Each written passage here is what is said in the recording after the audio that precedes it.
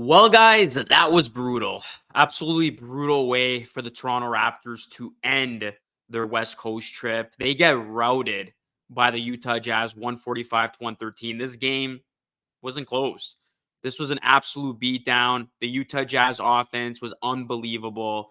The Jazz, I mean, it's funny. They had that 17-point comeback against the Raptors. What was it, December 23rd? Since then, the Utah Jazz have been borderline unstoppable. This team has now won 4 in a row. They beat the Sixers, Bucks, and Nuggets back to back to back.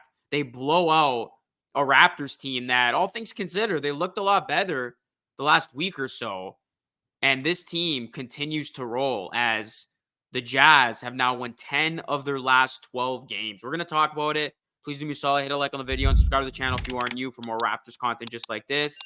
The Raptors, their West Coast trip ends on a sour note. I mean, for the most part, they played hard in 5 out of these 6 games. They did a lot of good things, but the record is not going to suggest that they had a good West Coast trip because the Raptors did finish 2-4. But this one was just ugly. Like, there's no other way of putting it. The Utah Jazz, their bench was just unbelievable in this one. Their bench went off. It couldn't be stopped. They outscored the Raptors bench 80 to 48. Jordan Clarkson is an absolute beast. He had 21 points. Kessler had 12. Olynyk, the Canadian, had 11. And then you look at the Jazz starters. Markkanen had 22. Sexton had 20. The Jazz couldn't miss. Like, it was crazy. These guys had one of the best offensive games of this season.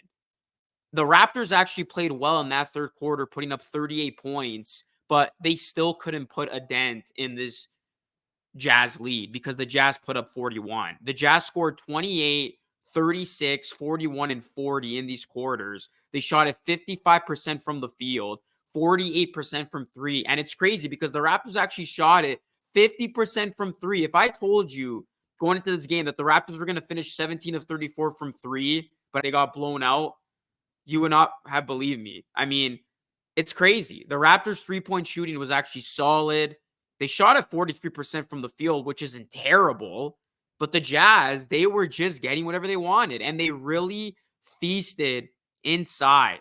Points in the paint was ridiculous. 58 to 32. The Raptors' interior defense was non-existent. This was a game in which not having Jakob Poeltl really hurt. But the Raptors' defense was basically non-existent in this one. You know, in the paint, couldn't stop the Jazz. Jazz hitting their shots, 52 makes. Did make 21 threes, which was 4 more than the Raptors. This was just an offensive onslaught by the Utah Jazz guys. As you look at the Raptors, Scotty Barnes and Siakam, they did all they could. Barnes had 19. Siakam had 27. Very, very rough game by RJ Barrett. This was by far his worst game as a Raptor. Did get 7 boards, 2 assists, 3 blocks, but 2 and 9 from the field, 4 points. This was an RJ Barrett stinker, basically. I mean, his consistent play comes to an end. He was just on an absolute tear. Quickly had 15 points, but he was a minus 28. He was 4 of 8 from the field. And he actually was 3 of 3 from 3. But beyond that, I mean, there wasn't much going for the Raptors. McDaniels did have 15 points in 8 minutes. Porter, I got to say, he has been the bright spot during this West Coast trip. He had 12 points he had 9 points. He did a lot of good things during this West Coast trip. Really gave the Raptors, some much needed play from a big because the Raptors were really, really shorthanded with their front court depth during this West Coast trip. He had 6 rebounds, 2 steals. Dennis Schroeder had 12 points. Gary Trent Jr. didn't play well. He only had 5. And then Grady Dick, I mean, we saw it, guys. Keontae George shining as soon as Grady Dick checked in. And just makes you wonder as a Raptors fan, what could have been. Raptors obviously could have drafted George. They could have drafted a couple other guys over Grady Dick. But it has not been smooth sailing for Grady Dick, to say the least. He did play 12 minutes, all in garbage time. Only took 3 shots, 2 threes. Didn't score. He was a -8. So the Grady Dick agenda definitely didn't improve in garbage time in this one. And I just hope the rookie can turn it around. Obviously he went through that program where he was doing a lot more weight training, the 2-week program that they called it, but it just concerns me because like Grady Dick was brought in to shoot the three and he can't even do that. Like he's not hitting threes, which is very, very concerning. And in a game like this, it's garbage time. Defense is basically non-existent towards the end of the game since it's done.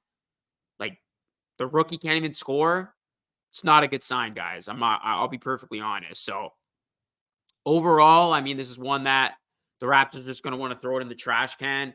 This was just a bad defeat. I mean, there's no other way to put it. The Utah Jazz were just a superior team. And you know what? Like, look, definitely, it's justified to get hard on the Raptors. They didn't play well at all. The defensive effort wasn't there. The offense, it actually did not look bad. Like I said, like they shot it really well from three. And, they were able to generate good looks. Like that third quarter was crazy how they weren't able to put a dent in the Jazz lead despite actually playing well. This just came down to the Utah Jazz just being on a whole other level right now. Like I would put it more so on that than anything else because the Jazz are just like clicking on all cylinders. It's crazy the type of turnaround this team has had, guys. Like the Utah Jazz, look at what they just did. This team is no fluke. This team is legit. And the Raptors just caught him at the worst time because this Jazz team is hot. They were playing hot. Shots were falling. Offense was coming easy. And boy, oh boy, were they clicking. And that's what makes this Jazz team so compelling and interesting is they got multiple guys who can beat you and multiple guys who can take shots, make plays. The Jazz have a bunch of good players. And now we're seeing the result of it. They're back at 500 and they've just been on an incredible tear. So this was a very bad spot for the Raptors, obviously coming off back-to-back losses against the LA teams, the controversial one against the Lakers, the hard-fought one against the Clippers. So this was just, a spot where it's not that surprising something like this happened. I mean, I didn't think the Raptors were going to get blown out like this, but yeah, nothing went right for them, and everything went right for the Jazz, it seems. So the new look Raptors, they lose this game. And like I said, they finished the West Coast trip 2-4. It's not going to get any easier for them. Their next 5 tough games, starting with the Celtics on Monday. Pascal Siakam trade rumors going crazy right now. So we'll see if a trade comes soon or not. But the Raptors, they will be back in action on Monday. So we'll see how they look in that one. But that's it for me, guys. This is going to conclude the post-game video. So Lucas signing off. Thank you so much for watching. I will catch you all again in the next one.